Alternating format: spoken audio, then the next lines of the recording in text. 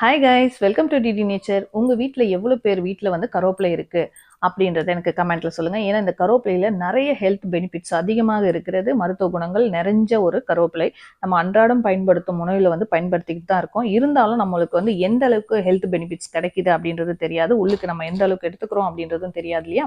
So இது எந்த மாதிரி முறையில் நம்ம வந்து உள்ளுக்கு எடுத்துக்கும் பொழுது எந்தெந்த வியாதிக்கு வந்து சரியாகும் அப்படின்றத லென்த் வீடியோவில் டீட்டெயிலாக சொல்லியிருக்கேன். இதுலேயும் வந்து ஒரு சில சின்ன ஒரு மருத்துவ குறிப்பு சொல்லிடுறேன்.